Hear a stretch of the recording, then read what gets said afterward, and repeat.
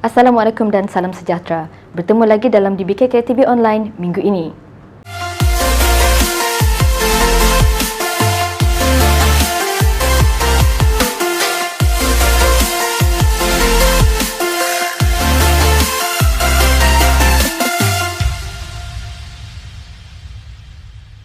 Lapan individu dikenakan kompaun RM1,000, manakala 5 penjaja tanpa kebenaran disita dalam operasi bersepadu pemantauan aktiviti perniagaan dalam tempoh Perintah Kawalan Pergerakan PKP. Dewan Bandaraya Kota Kinabalu telah melaksanakan operasi bersepadu pemantauan aktiviti perniagaan dalam tempoh Perintah Kawalan Pergerakan PKP pada 7 Februari yang lalu. Operasi yang bermula sekitar pukul 1 pagi di Pasar Besar Kota Kinabalu dilaksanakan bersama Kementerian Kesihatan Malaysia dan Polis Diraja Malaysia. Pemantauan dilakukan ke atas aktiviti pemborong dan penjaja yang didapati berniaga tanpa kebenaran dan tidak mematuhi prosedur operasi standard SOP yang ditetapkan oleh Majlis Keselamatan Negara, iaitu beroperasi di luar masa yang dibenarkan. 8 individu dikenakan kompaun RM1,000 oleh Kementerian Kesihatan Malaysia di bawah Akta 342 Akta Pencegahan dan Pengawalan Penyakit Berjangkit 1988.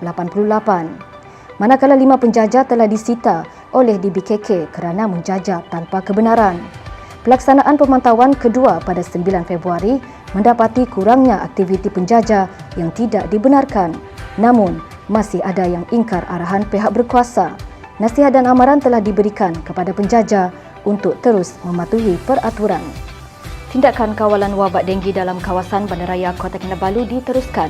Kali ini, operasi bersepadu menangani wabak denggi dilaksanakan di Taman Ridgeview, Fasa 12. Operasi diadakan pada 17 Februari lalu dan dilaksanakan oleh Pejabat Kesihatan Kawasan Kota Kinabalu dan jabatan-jabatan DBKK yang terdiri daripada Jabatan Kesihatan Persekitaran Bandaraya, Jabatan Penguatkuasaan dan Jabatan Kawalan Bangunan. Hasil pemantauan mendapati keadaan persekitaran yang memuaskan. Tiada kompaun atau notis dikeluarkan semasa operasi. Bertindak ke atas laporan awam, DBKK telah menjalankan pemeriksaan kebersihan ke atas premis-premis makanan yang dilaporkan berada dalam keadaan yang tidak memuaskan. Pada 16 Februari yang lalu, Jabatan Kesihatan Persekitaran Bandaraya DBKK telah menjalankan pemeriksaan kebersihan premis makanan di Kampung Air. Hasil pemeriksaan mendapati tandas berada dalam keadaan yang kotor dan berbau serta persekitaran dapur yang tidak bersih. Arahan memulakan proses pembersihan serta-merta dikeluarkan dan notis penambahbaikan diberikan untuk dipatuhi dalam tempoh 14 hari. Tindakan pemeriksaan yang sama diteruskan pada 17 Februari yang lalu di sekitar Kingfisher Plaza dan melibatkan sejumlah 41 premis makanan. Hasil pemeriksaan mendapati kebersihan keseluruhan kawasan adalah terkawal berikutan operasi kedai makan yang belum beroperasi pada kapasiti penuh kecuali satu premis yang diberikan grade pada tahap kurang bersih, iaitu grade C. 12 notis dikeluarkan dengan kesalahan meletakkan peralatan dan memasak di kaki lima. Satu kompaun dikeluarkan kerana membuang sisa air ke parit awam. Pemeriksaan semula akan dilakukan selepas tempoh notis tamat, iaitu dalam tempoh 7 dan 14 hari.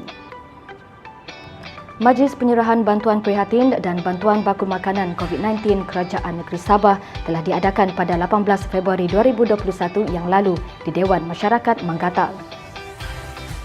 Selaras dengan hala tuju Sabah Maju Jaya dalam melindungi kesejahteraan rakyat, bantuan daripada Kerajaan Negeri Sabah ini diberikan kepada kumpulan-kumpulan penerima yang telah dikenal pasti. Ia merangkumi penerima bantuan bakul makanan kumpulan IKASIH dan kumpulan B40 serta penerima bantuan prihatin, iaitu bantuan wang tunai secara one-off bernilai RM300 kepada kumpulan penjaja. Bantuan telah diserahkan oleh Yang Berhormat Datuk Haji Yaakob Han, Menteri Sains, Teknologi dan Inovasi Negeri Sabah, Ahli Dewan Undangan Negeri N16 Karambunai, mewakili Yang Amat Berhormat Ketua Menteri Sabah.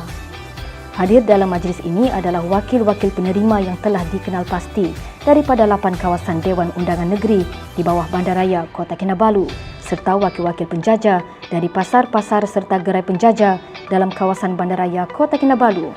Ini termasuk gerai penjaja Damai, Bukit Padang, Kepayan Yusang dan Anjung Perdana. Turut hadir Mayor Bandaraya Kota Kinabalu yang berbahagia Nurliza Awang Alif, Timbalan-Timbalan Ketua Pengarah dan Ketua-Ketua Jabatan DBKK. Dewan Bandaraya Kota Kinabalu akan terus memantau dan mengambil tindakan penguatkuasaan terhadap orang awam yang tidak mematuhi SOP yang ditetapkan di premis-premis awam, terutama di Pasar Besar dan Pasar Ikan Kota Kinabalu.